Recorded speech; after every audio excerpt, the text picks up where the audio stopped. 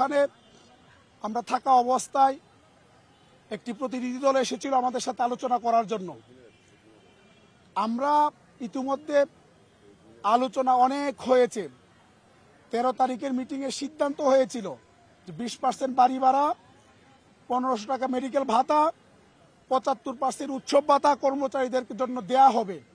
তো যেখানে আপনি আপনার মন্ত্রণালয়ের সব সিনিয়র কর্মকর্তাদের নিয়ে মিটিং করে সিদ্ধান্ত নিয়েছেন এগুলো আপনি দিবেন, সেই ক্ষেত্রে এখন আলোচনার জন্য লোকজনকে পাঠিয়ে এই শিক্ষকদের কষ্ট এবং দুর্ভোগ বাড়ানো ছাড়া আর কোনো ফলাফল আসবে না। আমরা আন্দোলনের শুরু থেকে বলেছি,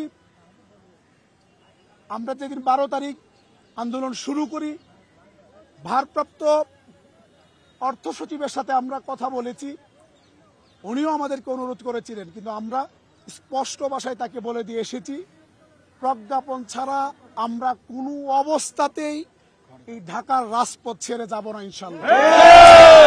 সুতরাং এখন আলোচনার নামে সময় ক্ষেপণ, তালবাহানা, এটা শিক্ষক সমাজ, শিক্ষার্থীরা, গোটা জাতি এটা মেনে নিবে না। এই জন্য আমরা আলোচনায় আসলে বসতে সম্মত হইনি। পাশাপাশি আমরা দেখেছি এখানে এমন কিছু লোক তাদের সাথে এসেছিল যারা এই আন্দোলনকে বানচাল করার জন্য প্রথম থেকে বিভিন্ন রকমের ষড়যন্ত্রে জড়িত রয়েছে, যারা আমাদের আন্দোলনকে ষড়যন্ত্র করতে বানচাল করতে চায়। শিক্ষা মন্ত্রণালয় কেন তাদেরকে উদ্দেশ্যমূলক ভাবে আলোচনার জন্য আমাদের কাছে পাঠালো, এই জবাব শিক্ষা মন্ত্রণালয়কে দিতে হবে।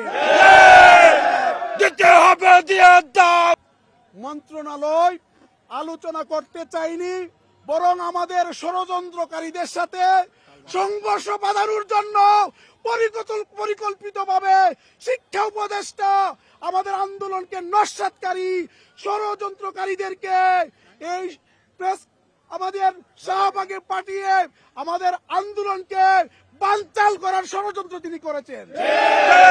আমরা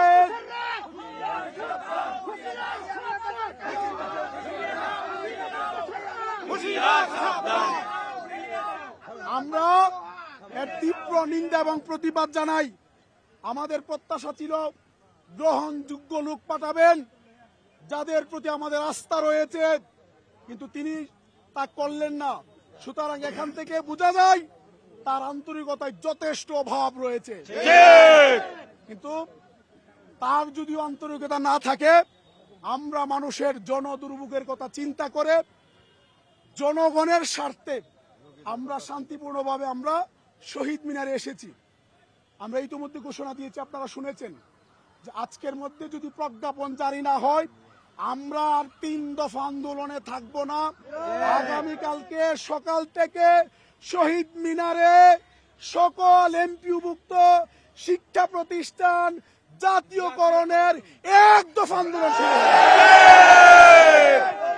আগামীকালকে ঠিক দুপুর 12টার মধ্যে যদি প্রজ্ঞাপন জারি না হয়, বাংলাদেশের লক্ষ লক্ষ শিক্ষক নিয়ে আগামীকাল দুপুর 12টায় যমুনা অভিমুখে পদযাত্রা কর্মসূচি আমরা পালন করবো ইনশাআল্লাহ।